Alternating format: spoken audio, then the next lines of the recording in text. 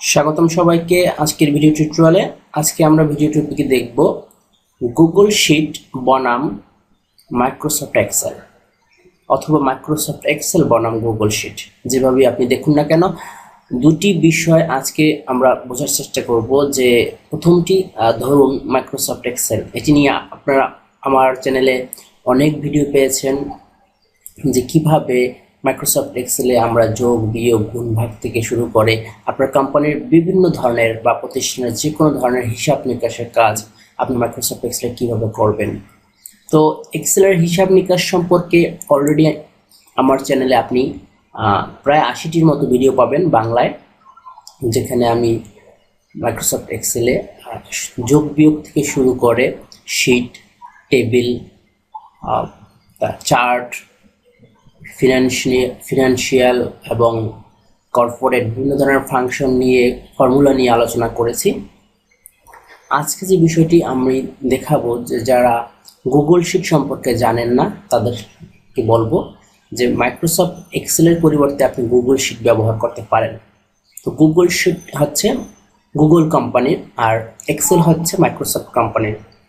তো কীভাবে Google sheet আপনি ইউজ করবেন মাইক্রোসফট এক্সেলের পরিবর্তে, কেন করবেন, কি কি সুবিধা পাবেন, সবগুলোই থাকবে। তো শুরু করুন। আমরা প্রথমে যাব গুগল শিটে। তো প্রথমে আমি এটি করতে হলে আপনাকে সম্পূর্ণ এটার অনলাইন বেস প্ল্যাটফর্ম, আপনাকে জিমেইলে লগ ইন করতে হবে। তো আমি আমার জিমেইলে লগ ইন করা অবস্থায় রয়েছি। আপনি আপনার জিমেইলে লগ ইন করুন। লগ ইন করার পর আপনি এরকম একটি অপশন দেখতে পারবেন যেটাকে বলা হয় গুগল অ্যাপস। তো গুগল অ্যাপসে এখান থেকে যাবেন, এরপর এখানে একটি ডক্স অপশন দেখবেন, গুগল ডক্স নামে একটি অপশন। তো গুগল ডক্স হচ্ছে গুগল কোম্পানির একটি অ্যাপস। আমি গুগল ডক্সে যাচ্ছি, নতুন একটি ট্যাব ওপেন হবে, সেখান থেকে গুগল ডক্সে যাব। ডক্স হচ্ছে সহজ কথায় মাইক্রোসফট ওয়ার্ডের আরেকটি রূপ, যেটি আমাদের অনলাইন ভার্সনে ইন্টারনেটের মাধ্যমে অ্যাক্সেস করতে হয়। তো এটার সুবিধা হচ্ছে, আমি একটু পরে বলতেছি কি সুবিধা আসলে। গুগল ডক্সে আমরা দেখতে পাচ্ছি, আমাদের আজকে যে বিষয়টি দেখব সেটা মাইক্রোসফট এক্সেল ভার্সেস বলছিলাম গুগল শিট বা স্প্রেডশিট। তো ডক্স হচ্ছে গুগল এমএস ওয়ার্ডের মতো, কিন্তু আমরা যাব এখান থেকে, দেখুন মেন মেনু থেকে, লক্ষ্য রাখুন মেন মেনু থেকে আমি শিটে যাচ্ছি। ওকে, শিটে যাওয়ার পর দেখুন এটা গুগল শিট বলা হয়। গুগল শিট আর মাইক্রোসফট এক্সেল হুবহু প্রায় সেম। তো আমি এখান থেকে ব্ল্যাঙ্ক নামক একটি অপশন সিলেক্ট করেছি, যে মাইক্রোসফট এক্সেলে আমরা যেরকম শিট পাই সেই শিটগুলো এখানেও রয়েছে। তো যখন আপনি এটা ওপেন করবেন, ওয়ার্কিং টাইম নেবে, তারপর আপনি দেখতে পাবেন যে একেবারে গুগল মাইক্রোসফট এক্সেলের মতো একটি পূর্ণ শিট এখানে দেখতে পাবেন। এবং আপনি নিচের যে একটি অপশন রয়েছে, নিচের অপশনে নিচের দিকে, সেখানে গিয়ে আপনি চাইলে শিট বাড়িয়ে নিতে পারবেন, 1 2 3 যেভাবে আমরা বলি। যাই হোক, তো এখানে আপনারা দেখতেই পাচ্ছেন স্ক্রিনে যে আপনি যে গুগল মাইক্রোসফট এক্সেলে আমরা যেভাবে কাজ করেছিলাম সেই শিটটি এখানে রয়েছে। তো এটি আরেকটি কোম্পানির, গুগল কোম্পানির। তো এটার ভিতরে পার্থক্যটা কি আসলে, দুটির ভিতরে পার্থক্যটা কি যদি বলতে যাই, তাহলে প্রথমেই বলবো আপনি মাইক্রোসফট এক্সেলে আপনি কোনো কম্পিউটারে বসে কাজ করতে পারবেন অফলাইন বেজে, অর্থাৎ কোনো নেটওয়ার্ক ছাড়া। আর গুগল শিট বা স্প্রেডশিট আপনি যদি ইউজ করতে চান, ব্যবহার করতে চান, এখানে নিয়ে কাজ করতে চান, তাহলে আপনাকে অনলাইনে থাকতে হবে, অর্থাৎ ইন্টারনেট কানেকশন নিয়ে থাকতে হবে।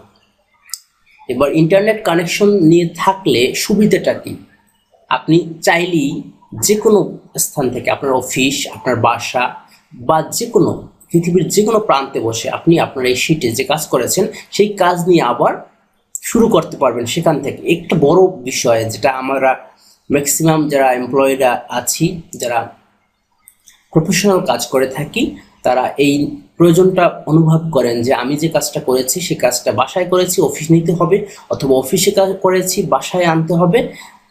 তো পুরো কাজটাকে আপনাকে একেবারে একটা কমপ্লেক্স কাজটাকে সিম্পল করে দিয়েছে গুগল শিট। আপনি এখানে কাজ করবেন, বাসায় কাজ করবেন, অফিসে গিয়ে জাস্ট আপনার জিমেইলে লগ ইন করে, যে জিমেইল দিয়ে আপনি ওপেন করবেন সেই জিমেইলে লগ ইন করে জাস্ট এর ভিতরে ঢুকবেন এবং আপনার যে শিটটি রয়েছে সেই শিটটি আপনি ওপেন করবেন। তো এখানে আমরা আনটাইটেল স্প্রেডশিট রয়েছে, যেটা আমরা ডকুমেন্টের নাম, সাপোজ মাই এক্সেল 1 নামে একটি তৈরি করে নিলাম। এখন বলতে পারেন এটা কোথায় সেভ হচ্ছে, এখানে সেভিং হচ্ছে, দেখছেন এখানে সেভিং হলো all changes saved in drive. কোথায় সেভ হইলো? ড্রাইভে, অর্থাৎ গুগল ড্রাইভে। গুগল ড্রাইভ নিয়ে আমি অলরেডি টিউটোরিয়াল তৈরি করেছি, যেখানে আপনারা জানতে পেরেছেন যে কিভাবে অনলাইনে আপনার ডকুমেন্টগুলোকে রাখতে পারবেন, যে কোনো ধরনের ডকুমেন্ট। সেখানে আপনি 10 জিবি 15 জিবির মতো ডাটা ফ্রি গুগলের অনলাইন অপশনে আপনি সহজেই রাখতে পারতেছেন, এবং এটা ফুল সিকিওর। আপনার জিমেইল থাকলেই, যে জিমেইল অ্যাকাউন্ট থাকলেই আপনি এই সুবিধাটা পাচ্ছেন। তো আমরা কথা না বাড়িয়ে আমরা মেইন আলোচনায় আসি যে আসলে আপনি এটির মধ্যে মানে গুগল স্প্রেডশিটে কি সুবিধা পাচ্ছেন সেটা কিছুটা ধারণা দিয়েছি। এছাড়া আরও রয়েছে যে আপনি এই ডকুমেন্টটা তৈরি করে খুব সুন্দর মতো এটাকে ফাইল থেকে এখানে এক্সপোর্ট করতে পারবেন অথবা ডাউনলোড করতে পারবেন। কিভাবে? কয়েকটি এখানে ফরম্যাট রয়েছে, পিডিএফে করতে পারবেন অথবা মাইক্রোসফট এক্সেলে ওপেন করতে পারবেন। এটা মজার বিষয় হচ্ছে মাইক্রোসফট ওপেনেও এক্সেলে আপনি ওপেন করতে পারবেন এই ফাইলটিকে ডাউনলোড করে, অথবা যে কোনো জায়গায় জিপ আকারে নিতে পারবেন। অনেক সুবিধা রয়েছে এই অ্যাপটি বা এই সফটওয়্যারটির মাধ্যমে। আপনি সমস্ত কাজ, আমি একটা সিম্পল এক্সাম্পল দিয়ে এখানে দেখাই। সাপোজ কিছু সংখ্যা আমি এখানে নিচ্ছি কিবোর্ড থেকে,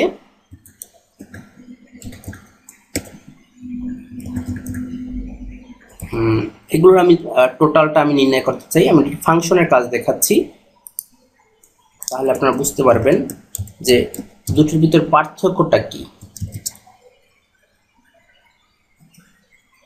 তো আমরা যখন যোগ করতাম এক্সেলে যে ফর্মুলাগুলো ইউজ করতাম, আমরা এখানেও সেম ফর্মুলা দিব, SUM সাম।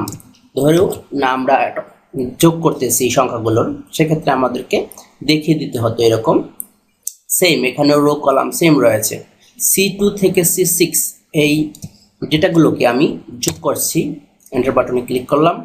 দেখুন এখানে অ্যান্সার আসবে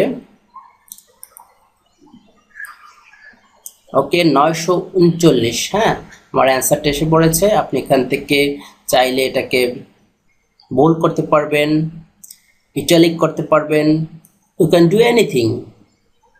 আপনি সব কিছুই করতে পারবেন মাইক্রোসফট এক্সেলের মতো সমস্ত ফাংশন এবং ফর্মুলা ইউজ করতে পারবেন এই গুগল শিটে। তো পার্থক্যটা এতটুকুই যে আপনার এটি করার জন্য জিমেইলে লগ ইন করা থাকতে হবে এবং অবশ্যই নেট কানেকশন দরকার হবে। এবং সুবিধাটা হচ্ছে আপনি যে কোনো জায়গায় বসে, পৃথিবীর যে কোনো প্রান্তে বসে আপনার এই ফাইলগুলোকে অ্যাক্সেস করতে পারবেন, এখানে ওপেন করে আপনি কাজ করতে পারবেন, সবচেয়ে বড় সুবিধাটা। তো এটি ছিল আজকের মোটামুটি একটি বিষয় যে Microsoft Excel versus Microsoft spreadsheet আসলে কিভাবে কাজ করা হয়। আপনারা যারা নতুন তাদের জন্য এই ভিডিওটি তৈরি করা হয়েছে। আশা করি আপনারা বুঝতে পেরেছেন। যদি কিছু আপনাদের জানার থাকে অবশ্যই কমেন্ট বক্সে কমেন্ট করবেন। ধন্যবাদ সবাইকে আমাদের সাথে থাকার জন্য। আর যারা নতুন তারা অবশ্যই আমার চ্যানেলকে সাবস্ক্রাইব করুন যদি ভালো লেগে থাকে। ধন্যবাদ সবাইকে।